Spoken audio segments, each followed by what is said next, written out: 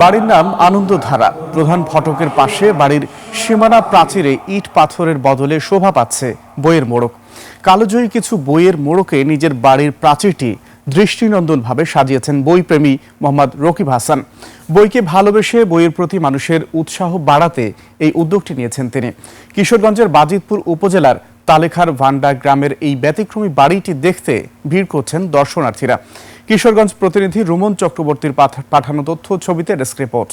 Lily ultrasoft serum gel, যা গভীর থেকে স্কিনে দেয় 3 গুণ সিরাম হাইড্রেশন। সিরাম জেল হাইড্রেশনে ব্রাইট থাকো সব সিজনে।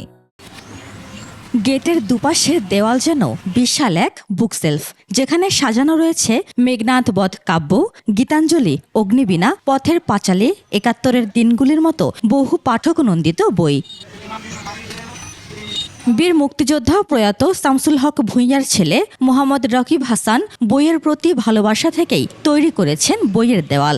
বই পড়া ও জ্ঞান চর্চাকে উৎসাহ দিতেই অভিনব উদ্যোগটি গ্রহণ করেন তিনি। নতুন প্রজন্ম অনেকেই মোবাইলের প্রতি আসক্ত, অনেকেই নেশাগ্রস্ত হয়ে যাচ্ছে, বিপদগামী হয়ে যাচ্ছে। এদেরকে সঠিক পথে আনার জন্য বই একটা বড় ভূমিকা পালন করবে বলে আমি মনে করি। তো সেখান থেকে আসলে আমরা চিন্তা করেছি এখানে একটা পাঠাগার গড়ে তুলব, যেখানে সব শ্রেণীর মানুষ যেই ধরনের বই পছন্দ করে সেই বইগুলি এখানে পাবে। ৩৩টি পাঠক নন্দিত কালজয়ী বইয়ের মোড়ক শোভা পাচ্ছে দেয়ালগুলোতে। বাড়িটি দেখতে প্রতিদিনই দূর দূরান্তের লোকজন ভিড় করছেন সেখানে। বইয়ের সিস্টেমে যে ওয়ালের যে কাঠামোটা, এটা সুন্দর। এটা বিভিন্ন জায়গা থেকে বিভিন্ন লোক আসে। বই দিয়ে একটা ওয়াল তৈরি করা গেট, আমি ঢাকার সিটিতে বিভিন্ন ডিস্ট্রিক্টে আমি গেছি, কিন্তু আমি এই ধরনের কাজ করি নাই। যে বইয়ের মোড়ক দিয়ে গেটটি করেছে, আসলে এরম গেট আমার এই বয়সে কোথাও দেখি নাই।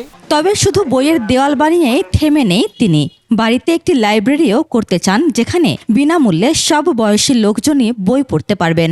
বইয়ের শিক্ষাটা স্থায়ী, মনে রেখাপাত করে, মানুষের মধ্যে রেখাপাত করে। এই কাজটা তো উত্তম, আমি তাকে ধন্যবাদ দিচ্ছি।